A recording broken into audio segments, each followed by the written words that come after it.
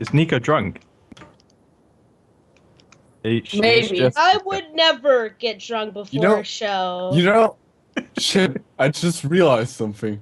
Or else they wouldn't even be here. With that haircut, I kind of look like the evil dude from Fifth Element. No, you don't. Oh my god, you kind of do. Whoa, gross. Ew, he was evil. Yeah. Okay, you do. You look like the evil. Yeah, Alan. No, yeah, it's not Alan Rickman. Crap.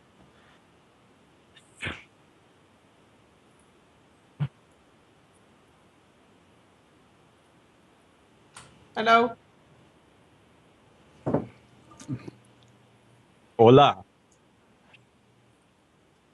Breaking that again.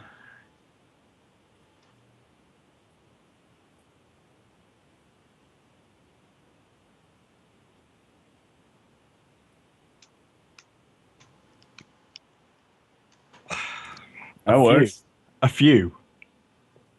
Again, what is it about them? Whenever they're watching my stream, the War of the Overworld, I break their game live in front of them.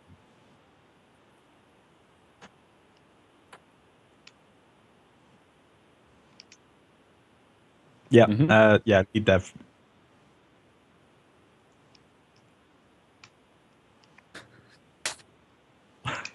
Simberger was like, "Yeah, push that, push it now." Oh, what do you want to What do you want the password on that that update for it? Put lone. There we sucks. go. Yeah. Lone sucks was the password for it. Sorry guys, my mic was being derpy in XSplit. Anyways. Hashtag needs to get good.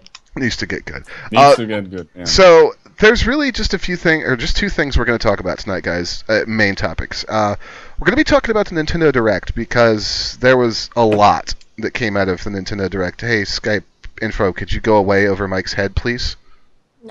But why? But why? Why Skype? Because Skype knows he's got a bad haircut. He does. So there was a lot that happened in last week's Nintendo Direct. So I'll kind of leave it up to you guys where we go with it. But I want to talk a little bit about just the strategy with the amiibos, because there was a lot of amiibo in the Nintendo Direct. Splatoon is getting its own amiibos. You can buy a Squid Girl and an actual Squidling, and then they come with, or hold on, I have to look it up. There's a 3-pack that comes with one you can't get otherwise, and you can buy the 2 regular ones separately. Yoshi's Woolly World is getting a wool Yoshi amiibo. Codename Steam. We all know that the Fire Emblem amiibos work with that. There's more Mario Kart 8 amiibos. They're turning amiibos into cards for Animal Crossing Happy Home Designer. What else are they putting amiibos in? Pretty much everything. So technically, those aren't amiibos. The cards, they're like the AR scanner thing. Nintendo is straight up calling them amiibo cards. Oh, they're so. I would not be name drop. Branding. Like branding, everybody. My first idea on that one was wouldn't be surprised if soon the next generation of Pokemon cards will be like this as well. And Nico, to kind of clarify the amiibo cards, some of the Happy Home Designer stuff is a lot like the e-reader cards we had back on the Game Boy Advance, but they are also, and they're carrying through on a promise that some of the amiibos that were hard to get hold of in figure form, they are releasing them as cards. I personally like the idea of card amiibos because, like, I take my 3DS with me places sometimes, and there's times when I'd like to train one of my amiibos, but it's kind of hard to stuff like a Yoshi figure in my pocket and cart him around. Is that a Yoshi in the pocket, or are you just pleased to see me? Do you not have an... This is why you need a purse. Do you not have an Manly extra satchel. dimensional pocket? No, I don't. They're Sorry. really useful. You should They are. get one. Dime has no bag of holding. But what do you guys think about the amiibos? I mean, +1. is it getting to be just a little ridiculous? You get amiibo, and you get an amiibo, and you get an amiibo! Well, but people freak out about amiibos, though. If they're making a lot of money doing it, why not? If people Thank you, enjoy it, Oprah. why the fuck not? Like I don't see anything wrong with it. Like, so far, I feel like the strategy that they've involved with making games that involve amiibo in some way. It's not as bad as It's not as bad as it could be. Like they could really wreck their games with that shit. It is. But they're doing it in a Can I manner just say that quickly? Hold on, one at a time. People can't hear you, Dime. No, they can. We solved that a while ago. I just solved it. Okay. Way to look at chat, Lone. Go, Mike. I feel like the way they're doing it right now is in a manner that's respectful to both the people that want to buy an amiibo and want to have that feature, and those who don't want to. So I think it's totally acceptable. It's like a little DLC that you... Sometimes it's like a little DLC that you can buy and have like a physical form for it. This is kind of cool. Like there's some really cool interactions that come with it, but none of them are like game breaking. Exactly. And I think I agree with you. I was going to make that point later myself. I think there's one thing they're doing that's really smart is everything is extra content. They haven't gone down the path of if you want to beat the game, you need to buy this toy. Yeah, that would be the point in which I'd be like, really bad idea, or like, why the hell would you do something like that? Yeah. But if it's just like, that's almost like the conversation we had 2 weeks ago, where it's like, if it's like skin or something, you know, whatever. But yep, about microtransactions. That's actually something we'll touch on a little later with Nintendo, but I do think that the way they're doing amiibos right now, it's fine. The furthest they've really gone is the amiibos for Splatoon will let you unlock special side missions, but those are for cosmetic rewards. So I mean, that's okay.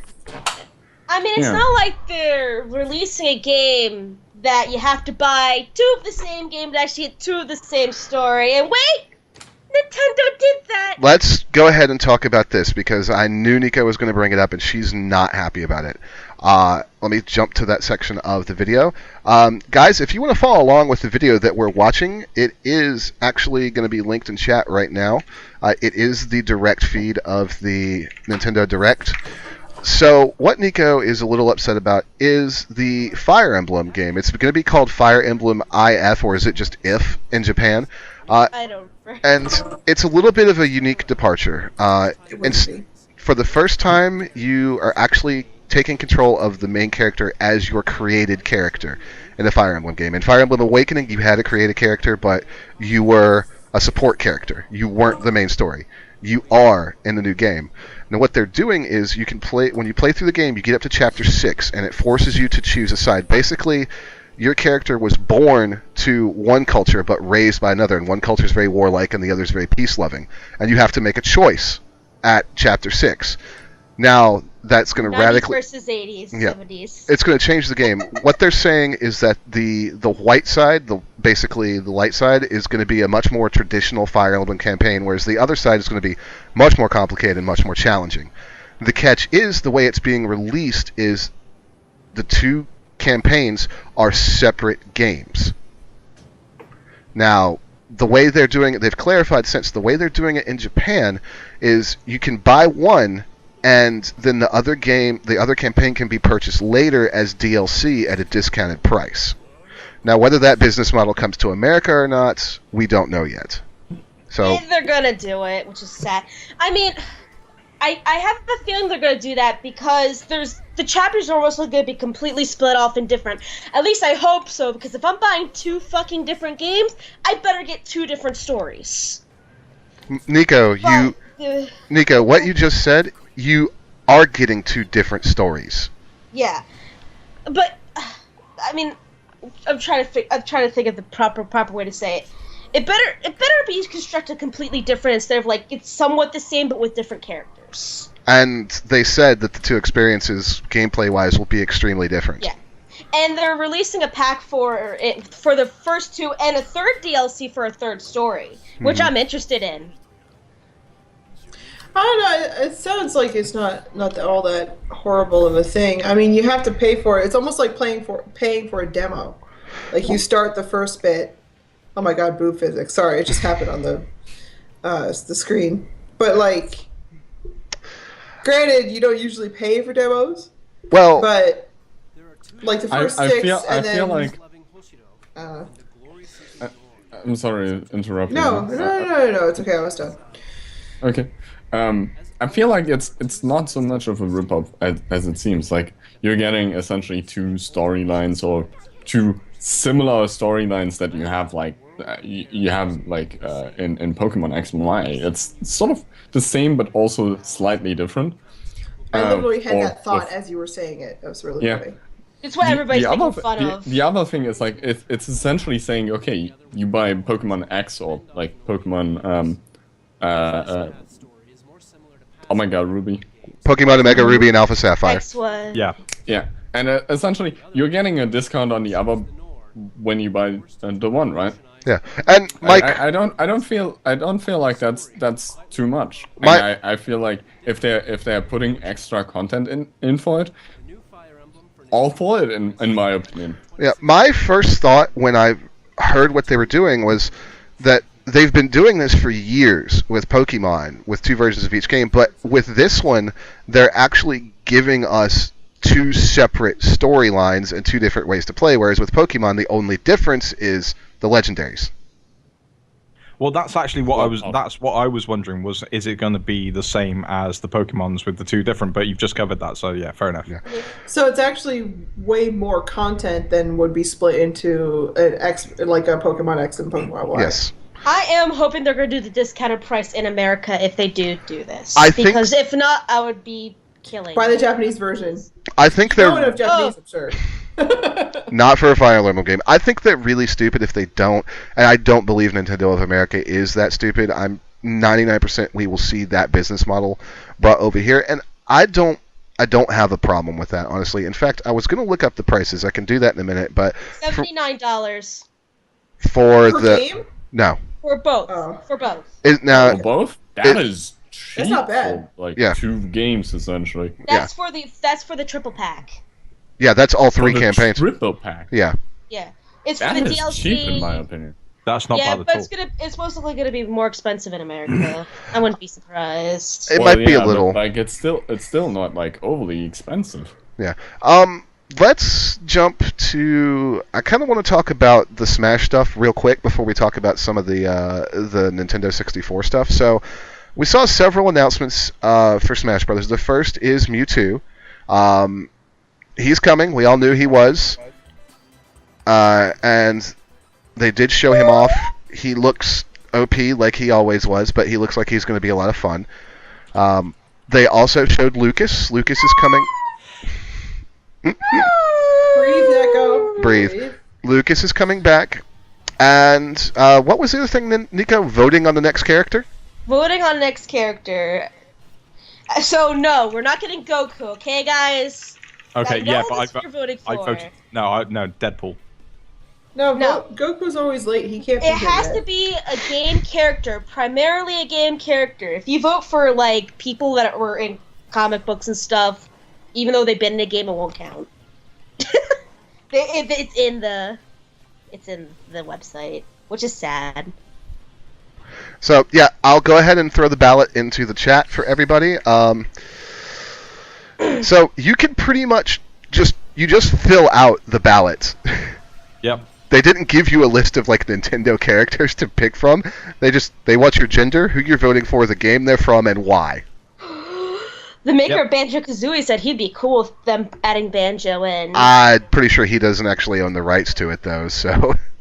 Yeah. no, I I meant Xbox. The Xbox owners said it was okay. Well, that would be cool. I'm glad that Mewtwo's coming back, and I also...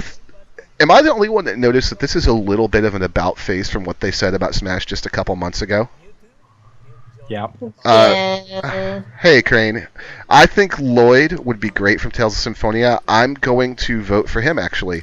A few months ago, Sakurai said, hey, Mewtwo's available April 28th, by the way. Sakurai said, hey, I'm done with Smash. We're not going to be doing more characters. We're not going to be doing balance patches.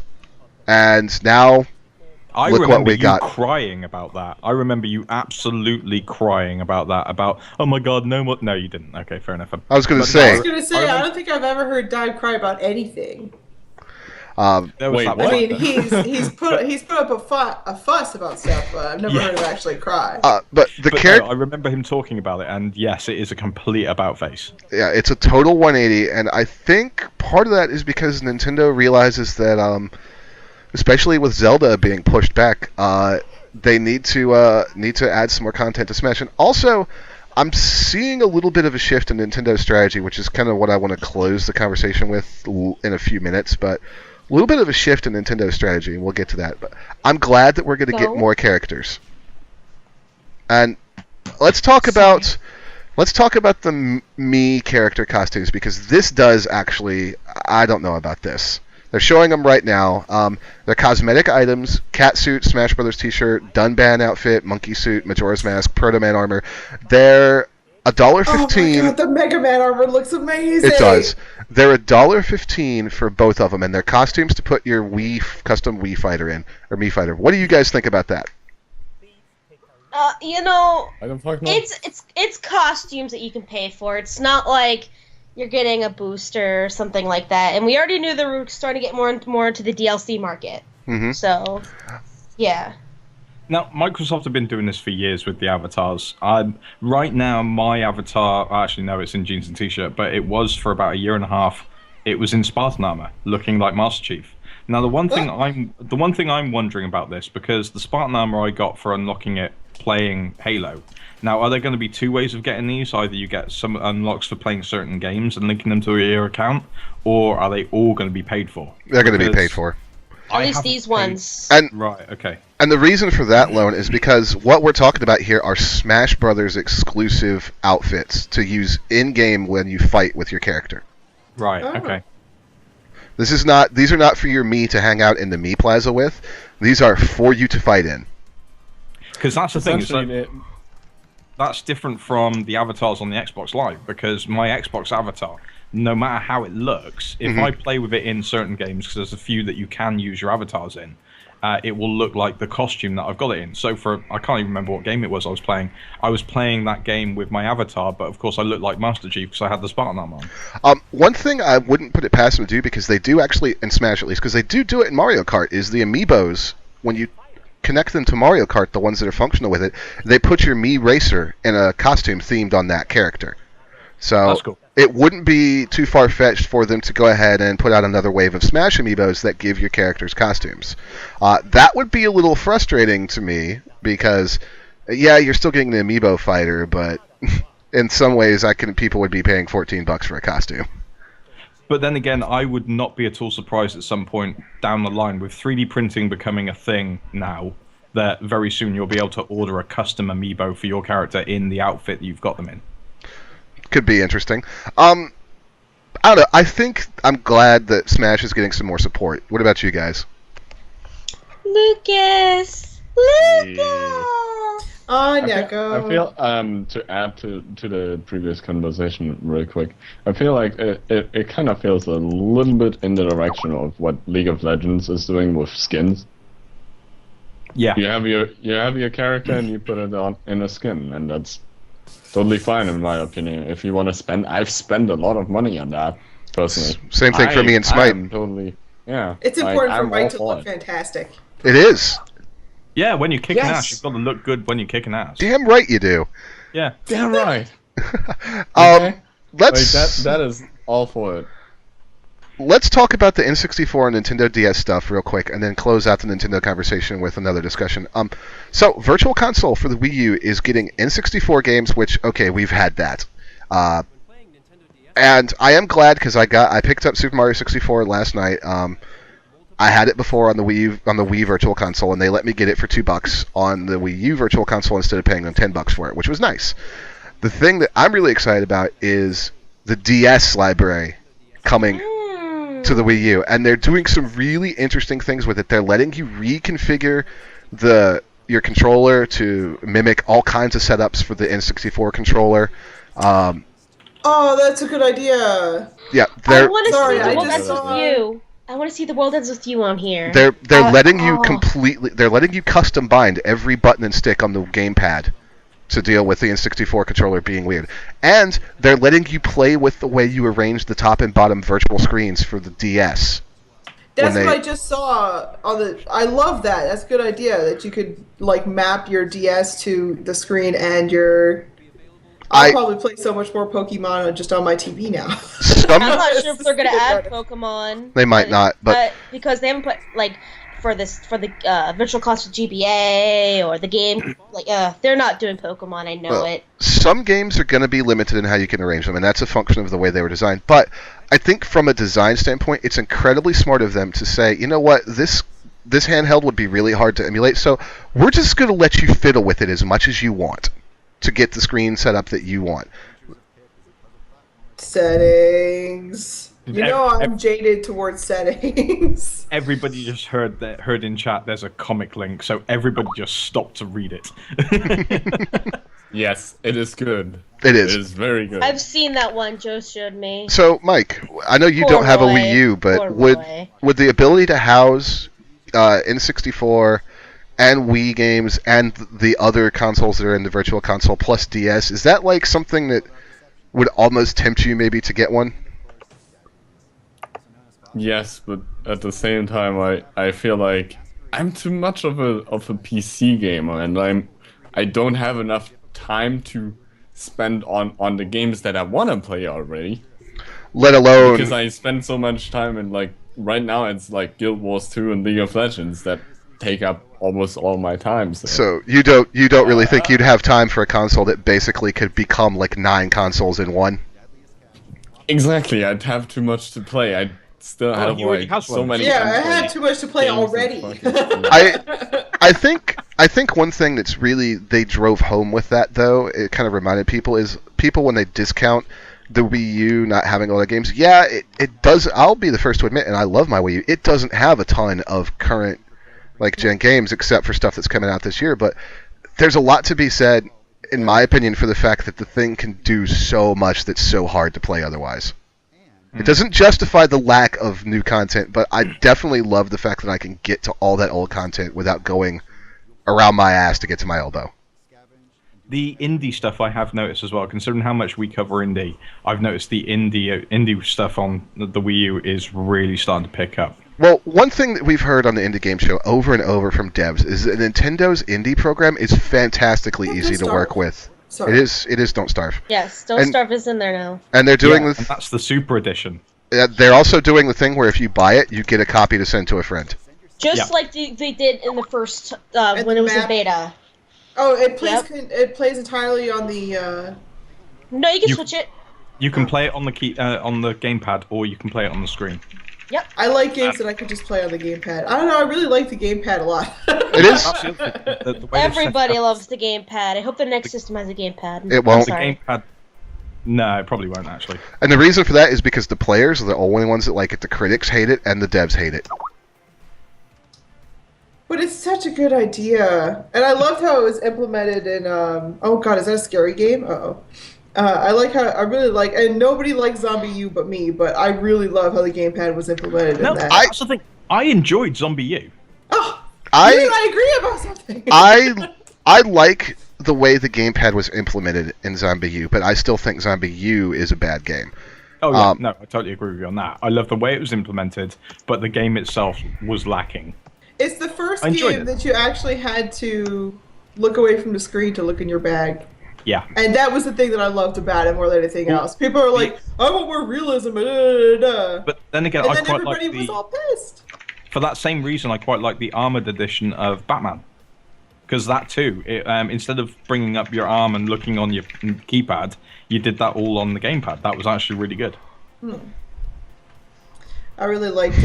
Too much IRC.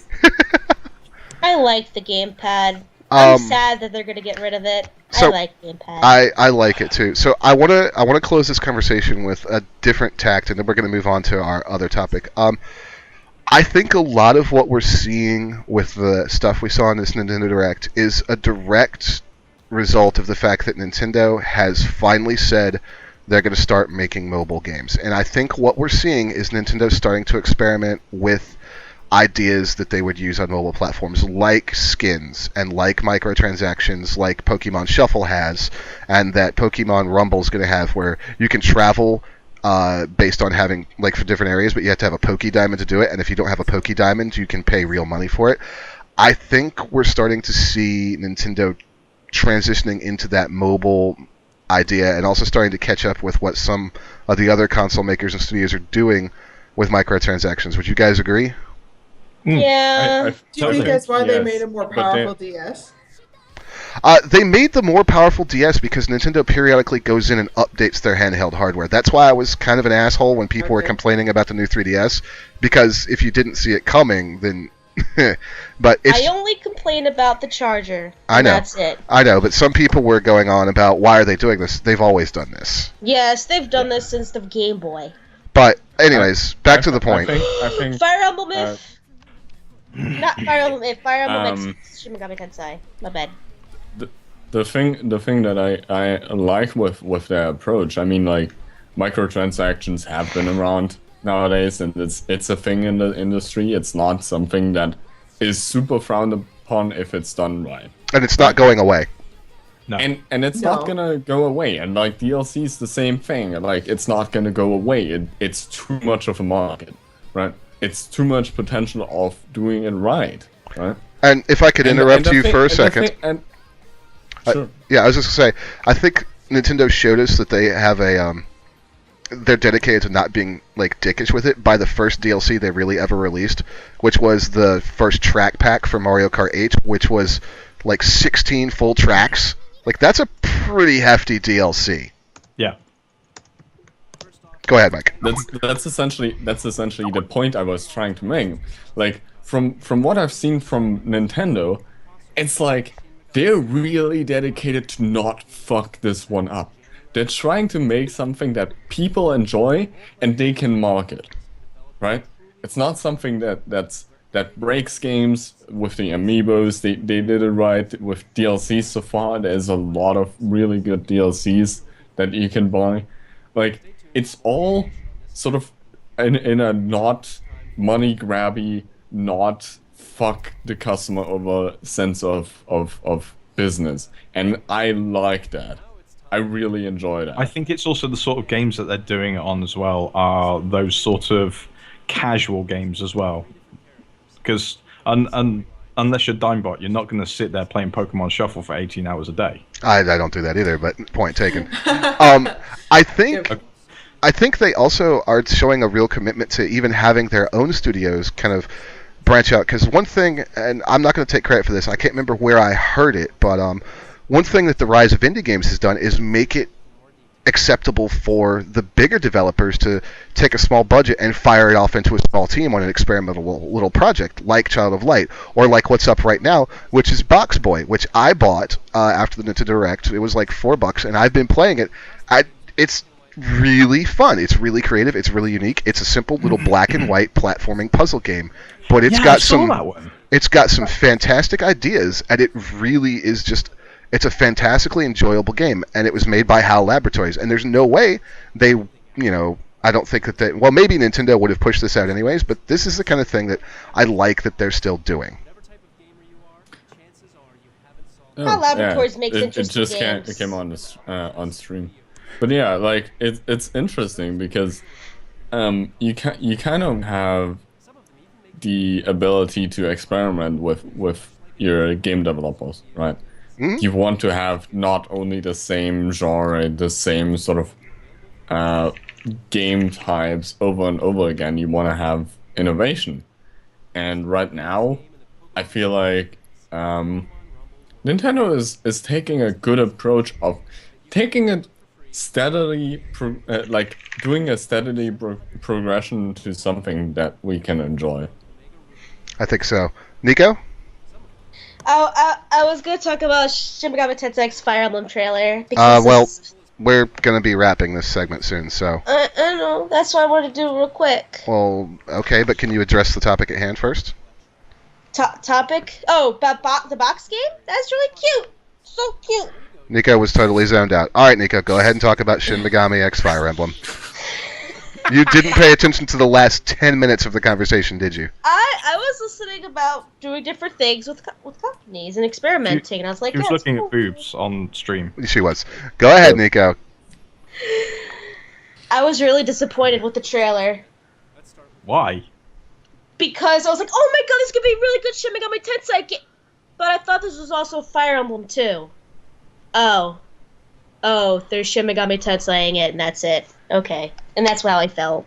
My reaction to the game since it's been announced, except I'm glad they didn't forget it, is I don't care. Yeah, I was like, I think it's gonna be a cool game, but the trailer actually stopped interesting me when I realized what game it was. Yeah, I don't care. All right, so Ranger, you have any final thoughts? Like concerning It's concerning Nintendo and the specifically. Nintendo and the new direction in the mobile stuff and the DLC. I think it's interesting that they're going to take on the mobile. I like that they prep themselves for the mobile by upgrading some of their stuff, like hardware side. I think that it'll be interesting to see what comes out of that because I really liked my 3D. I still have my 3DS, just the old gen one. Mm-hmm. I really liked it for how it was, but if they're talking about really upping the game further, then I would be very interested in that because to be fair, I have a Wii U, and I enjoy Zombie U. I haven't played it probably for like a year, sorry. But I enjoy some of the games that Nintendo puts out, but I have more powerful consoles, and they take up way more of my time.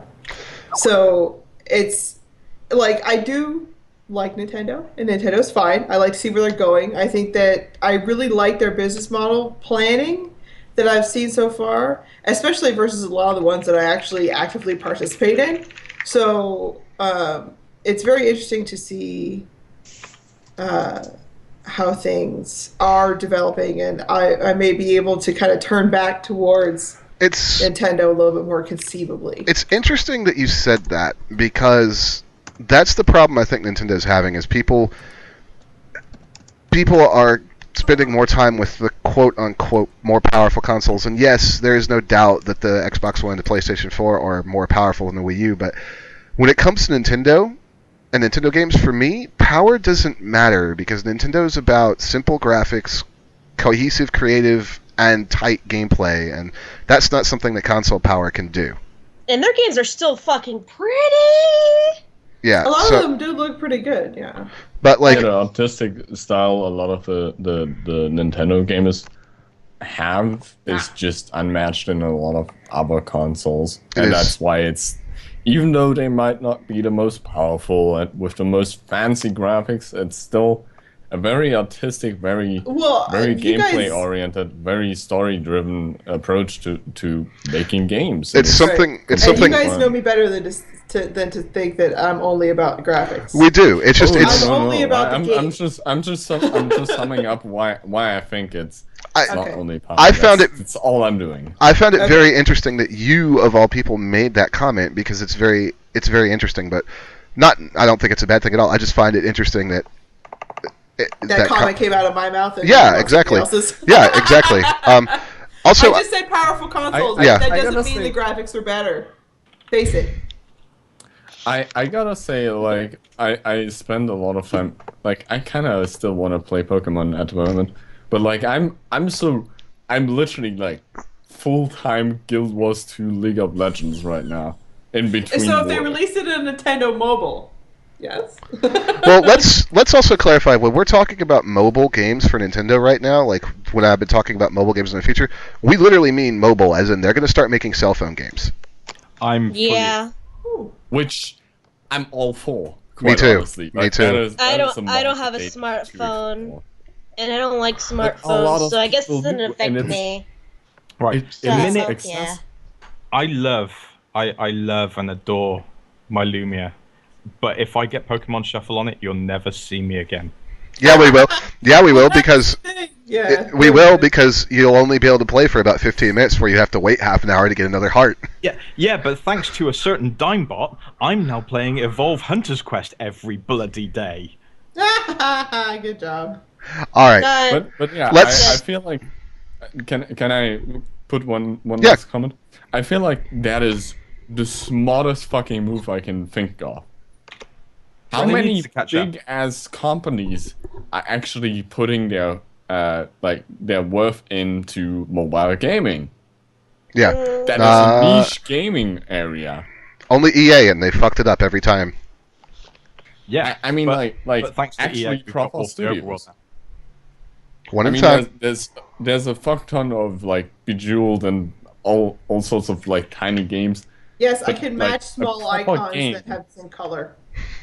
Exactly, like those really simple games. But like, have you seen a lot of like mobile games that actually are like a full blown game that you can see on a Nintendo or on another No. handheld console?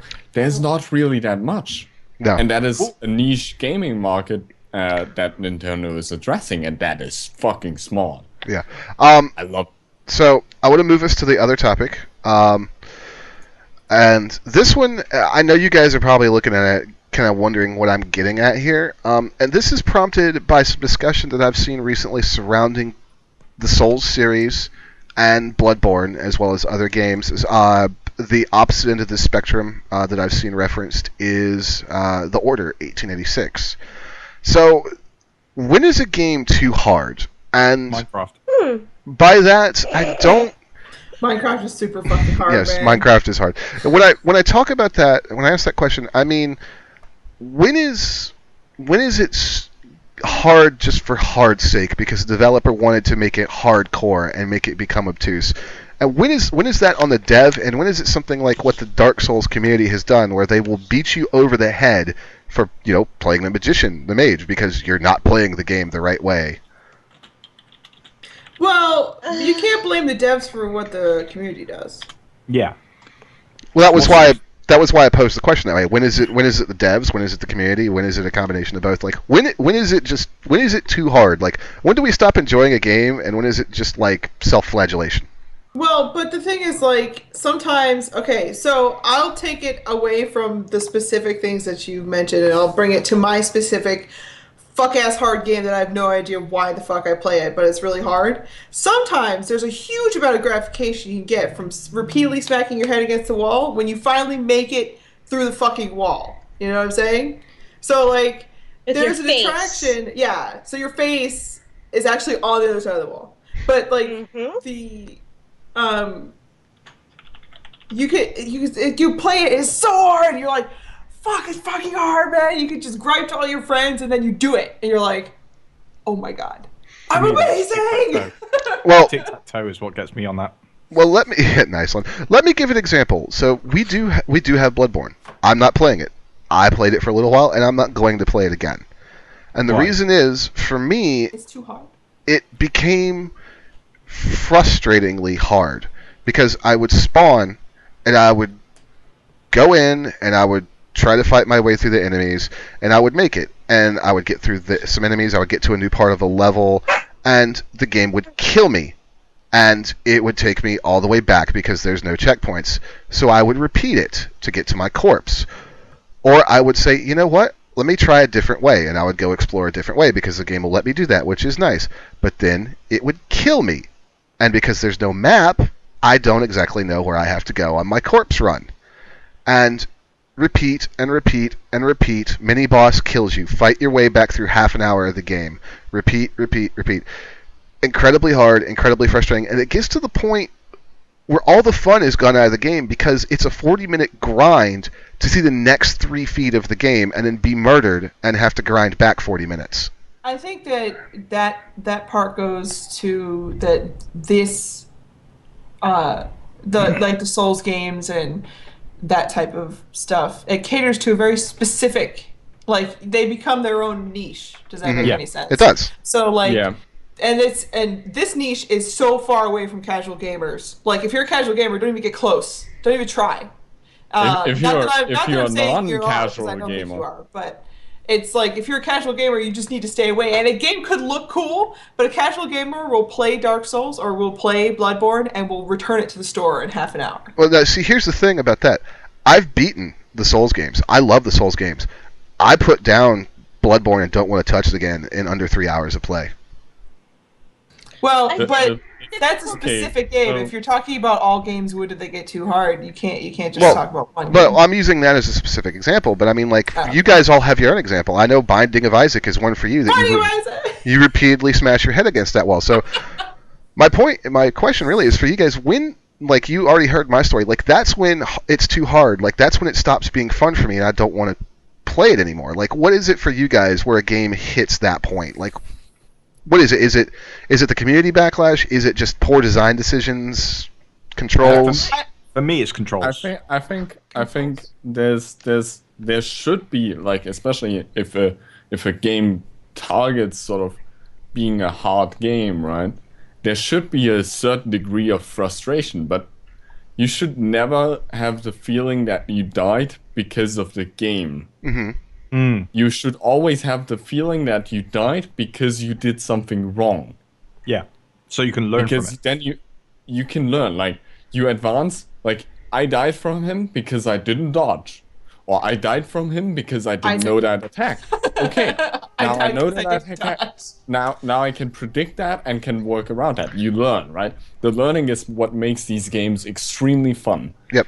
And If a game just outright kills you, can be frustrating and can be still rewarding. Like, there's games like, off the top of my head, I know one which is I Wanna Be the Guy, which is retardedly, absolutely bonkers.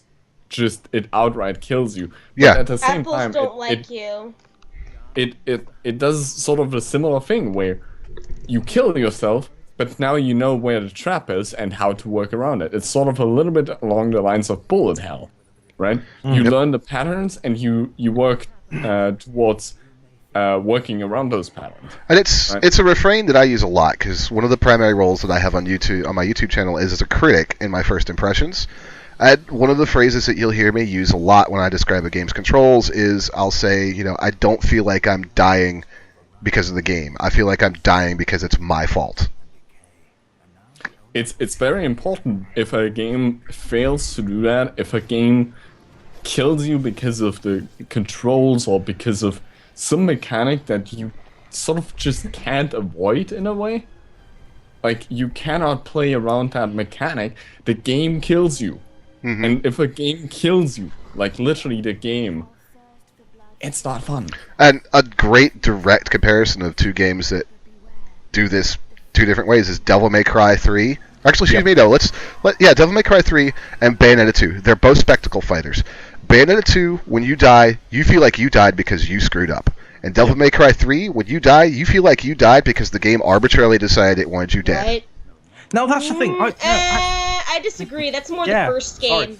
Yeah, First game has that. also in the first, but Those- actually, those- I enjoyed it. Those specific examples I don't know, so I can't really. Like, I know the games, but I don't know the gameplay itself. Like, how it feels. So I can't really say anything. To address you two, and maybe Devil May Cry 1, I definitely felt it, but I didn't feel it in 2, and I felt it in 3 as well, but I feel like that game would kill you because the combat system just decided to stop reading your commands. So- I've never had that problem. I never did Okay. either. Anyways, Okay, let's move on before I don't want think- this to become combative. I know. I know, I think to didn't- sum up my opinion on the question asked, when does a game become too hard? I think it's not so much about the hardness of the game, like the difficulty of the game. It's about when does a game fail to make you have fun. I think that's definitely a better way of putting it, and I think something that a lot of people have been talking about recently, which is why I brought it in as the opposite end of the spectrum in the beginning, is the order. Because the order, from a lot of what people have been saying, YouTubers, Twitch streamers, critics, the order's big problem is that it's basically, in a lot of ways, a big, long cutscene QuickTime event with some really bland cover shooting. And everybody's like, it's just not fun. And we know, I hate QTEs as much as some people do, but you gotta admit, QTEs can be fun if they're done right. Resident Evil 4, amazing QTEs. God of War is where they came from, unfortunately, but there's plenty of games out there that prove that QTEs aren't the be-all, end-all. Yeah, they get overused, but... quick time events, it's all about driving the story forward. If they don't drive the story forward, they're just there for just being there. and good ones like Resident Evil 4 drive the story forward, so you actually feel like you're actually doing something interesting. Yep. Quick, funny little bit. I was just looking for something to play for the YouTube scene. If you search the Order 1886, so the game is reportedly about 6, 7, 8 hours long. The Order 1886, all cutscenes put together, 3 hours, 17 minutes, and 59 seconds. Really? So you only really play for 5 Wow. hours. Yeah. That is a lot of That's stuff. almost as bad as commercials when you're watching a TV show. It is. Actually, that's worse. Yeah. It is. Probably than commercials when you're So- watching a TV show. But again, it comes down to when does a game fail to make you have fun? Nico? And not creating challenges, not creating any sort of entertainment through mechanics is a certain indefinite way of making you not have fun. So, Nico? same issue. I know you've got one, Nico. I'm gonna use the example Freedom Planet here. There are literally bosses that take away half of your health with one attack. And usually it's not even 100% your fault. Like, you could try to do it really fast, but it's faster, and I hate difficulty. I hate huge bumps of difficulty. I personally like to relax when I play video games. So if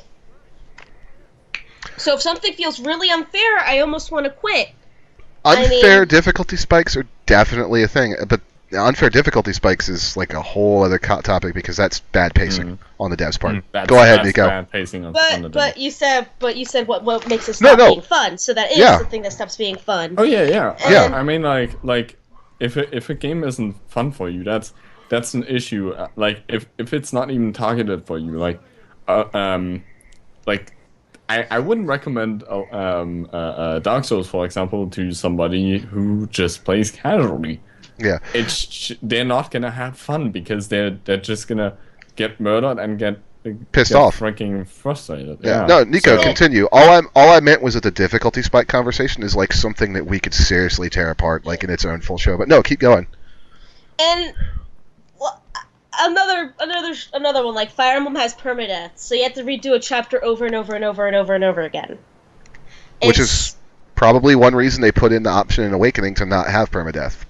They did it in Fire Emblem 12. People bitched. They said, "Fuck you. We want more people to play the game." So they added it in 13. Yes. There's just a lot of things that me, who's slightly more of a casual gamer, just hates.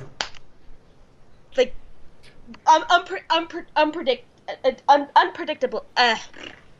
unpredictable circumstances and stuff. It Right. just- Right. But there's a lot of there's on the other side of that is you can't Make be it too completely easy. unpredictable. Yeah. Yeah. Like If there you has make to it- be unpredictable parts. Yeah. If you make a game too easy, it's not fun. If you make it too difficult, you gotta find that sweet spot, but sometimes it pisses people off because they like that hardness, or they like that super easy, and you just can't please everybody, which is why they have a difficulty Yeah. system to begin Yep. with. I think there's I agree. I think I think. Oh, sorry. let's say I think somebody that does that really well is in certain games is Nintendo, because Super Mario 3D Land, the one on the 3DS is a really good example because the base game is pretty damn easy. But once you get through the base game and you unlock the dark versions of the levels, that game becomes ass-kickingly difficult. The Wii version had the Luigi mode.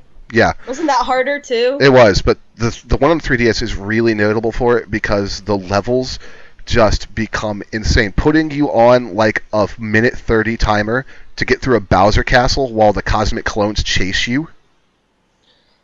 And you have to do things like, and that game will do things like make you balance on a rolling, oddly shaped object as you roll it through lava, and the cosmic clones are still chasing you, and you're still on a timer, and there's fireballs flying from every angle. Like, it is ass-kickingly hard, and it's really interesting. It creates a weird dichotomy in the game because you have, on the one hand, a Mario game that I can blow through without losing a life, the main story, and then the bonus levels, I still haven't beat some of them. Yeah. I think that for just another point, I think people that play Dark Souls and play or have gotten Bloodborne or playing it, if you know the devs, which the people at Dark Souls, like, they know, you know what you're getting into, is what I'm trying to say. And when you're I'm actually really surprised to hear from Dime that he doesn't like Bloodborne, because I haven't really heard people I know are like Dark Souls community people. Like, I haven't really heard too many people on that end that I know complain about it yet. So I wonder if it's just that, like, it's really hard right now because none of the meta has evolved. I I don't think it's that, Ranger. I think it really just... I never felt like Dark Souls, the Souls games, were being unfair with where I had to backtrack to, or how much time I had to spend getting back to, you know, corpse running or something. I do feel that way in Bloodborne. I feel like there are parts of Bloodborne that the devs said, we're just going to make this hard because we're expected to make this hard. But then again, maybe that's exactly... That might be the case. Yeah, because the people have been playing... The idea is, like, the people that play Dark Souls might say, oh, well, Dark Souls was kind of getting easier. Mm-hmm. Plus, we have the skills, and we kind of want the challenge. So yeah, it could have been that let's cater that crew. Yeah, the community may have been saying to them, you know, bring it on. Right? I definitely say it, but that was kind of the direct thing that, you know, that and reading some other opinions about the games and stuff.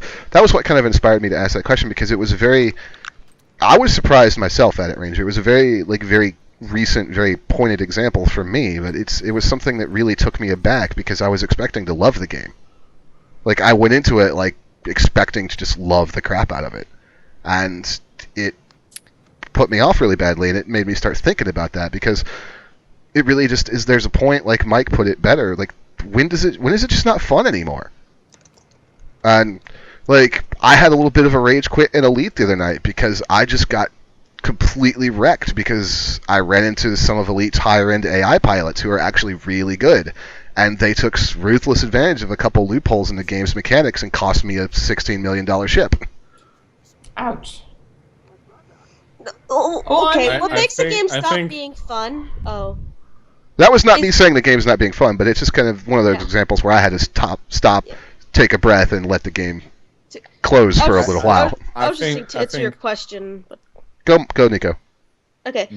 I was just saying, the way a game stops being fun is you literally just want to walk away forever, and that's it. Like, what makes it so really does depend on the person's personality, what they believe in, and all that stuff. It's... Like, Smite Season 2 is starting to push me in that direction. Mike, go ahead. Yes. I think that the problem with that is, like, it's a very complicated question, because it's not just about the difficulty itself. It's also about the game mechanics, the way it presents its mechanics, the way it presents its graphics, the storyline, the difficulty. Like, all of those factors need to be factored in to cater the sort of the market you're aiming for with that game. So, like, having somebody say, well, I don't like that game because of X, Y, and reason. Maybe somebody else actually likes it exactly for that reason. Or X, Y, for the reason. extreme difficulty, for the extreme punishing gameplay, for the mechanics it brings in. Like, all those things might cater for a specific target of group of people, and you just don't fall into that. And that's exactly why I wanted to ask the question to all of you guys, because all of us have different tastes in games, so that answer is going to be very different for all of us. But there's also the other side of that as well. There's also natural skill level. Now, I know you're incredibly skilled at games time, but there are some that you find infuriating that other people blow through. Mm-hmm. And there are some that you blow through that I find infuriating, like Mario games. Yeah. And it's like you might be getting stuck on that one area because for some reason it seems like the game is punishing you, which it might be. Shelby may have turned the difficulty level up. It may be the secret Shelby level, you never know.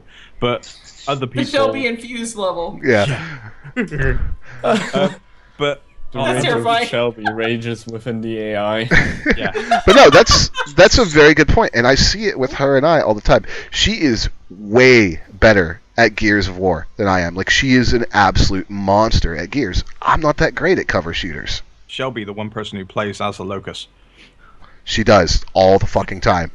But no, I it's mean, in the main game. in the main game. She Yeah. plays against them. But no, it's very much exactly that. They're very different tastes, very different skill sets in games. Nico's way better at Freedom Planet than I am. I've watched her play it. Mike is a hell of a lot better at StarCraft 2 than I am, and there are people that are way better than Mike. Ranger is from what I've seen, Ranger's much better at console FPS than I am. I love how I had such a big pause. But, Think about it. Do not we're gonna have to. I'm gonna have to go cry after console this show scrub. now. You're also better at Binding of Isaac than I am, because I have tried to play Binding of Isaac, and I'm terrible at it. After all this time as I'm well, still now terrible at it, but I I've can finally beat it. gotten Ranger as an Xbox friend. We might actually be able to play some FPS together as well, which would be cool. Why didn't I think about adding her as a friend on Xbox for a while back? If you have Destiny, nobody will ever see Have you- again. Have you ever seen? No, Destiny is that no, that's the thing. And like we've talked about before, and this is another thing for me, as Dime just mentioned it, and it's part of the conversation. FPS, any FPS. Thank you, Apart- Craig. Thanks, Craig. Brought it up. Part of the conversation. But no, it's like Destiny. That's a PC title in Potentia, but the only one that actually works is still Halo. So we'll play Halo. We'll play Halo. I don't have Halo. Oh, what? You're one of the few people. Console scrubs. You're Mike, or not Mike. Lone. I think you're one of the few people involved with the Dimecast that actually does like Halo. I love Halo. But Oh my god, strike you, Scrub but Live! Which is strange. It's the only first-person shooter on the console that actually works. None of the Call of Duties yeah, work. because overshields and double jumping. You know what? We could just Let's have a different show let's about let's just Energy Sword let's not go Live. there. Oh, Let's yeah. not do this. Still I'm win. just stopping. Let's not do this. Anyways, so yeah, that was just kind of a topic I wanted to bring out because I thought it would be an interesting discussion, and I think This is overshields too, by the way. kind of what we've taken away from it is it fun or not? When does it stop being fun? And also, what's your taste? What's your skill level? What do you enjoy? I mean, those are obviously questions that it's going to be a different answer for every single gamer. We could ask everybody in the chat, and it would be different for everybody in the chat. Everybody that's in the sanitarium staff, everybody that's currently sitting in the TeamSpeak for the Aftermob, everybody, it's going to be different. Yeah. So, it's... If I might wrap this up with a little bit of actually qualitatively answering or trying to answer, I believe you can't really determine that quantitatively well if you're looking at an overall everybody, right? You're looking at specific target groups, then you can sort of quantify a lot of those things. But quality-wise, on the game's end, I think you can easily say, is this feature punishing the player for nothing? Like, does certain things just be there to kill the player? Does it even affect, like, do they learn anything from being killed or restricting progression or something like that? Just makes does the feature make sense in a context where the player should learn? Mhm. And games are always about learning. Games are about making mistakes and learning from those mistakes, and that is a lot about having fun in those games a lot of times, right? Yep. You expect certain things to happen and then you test those. And I think the bottom line about games is that you just said it, they're supposed to be fun. That's why they exist. Which is something I think we forget too often. So who's taking us out tonight? I can get want me? offensive Or me? again tonight. Oh Jesus! Well, It before doesn't we take much for you to be. yeah, You mean more than usual? You can do it all the time. before we do that, the next show is going to be on April 21st. First. I should get a calendar. 22nd for me and Mike. Ranger, you have a There's calendar. code Click on the the computer. click the clock in the bottom right-hand corner No, of your I don't screen. want to. Nope. Hashtag don't want to. Nico, are you taking us out? Mike said he wanted to. Mike, are you doing it, or is Nico? Mike, I Mike, can do it. you haven't done it in a long time, Mike. So Yeah, No. they've heard they heard me be mean before, and they get sick of it. I mean, like, Dime's a scrub. Okay, now Mike can talk. Yeah. Okay. Well, that goes out. Time's a scrub. that's also a scrub. Don't forget that. And all right. always remember, time's a scrub. Well, thanks everybody for tuning in. This has been the Dimecast with your host Dimebot, Lone Samurai, Nico Kidwolf, Yellow Ranger, and of course me, Mike Matrix. Hope you guys show up for the next Dimecast, which is gonna be on April 21st. See you until then. Bye. Bye. Mike's also scrub.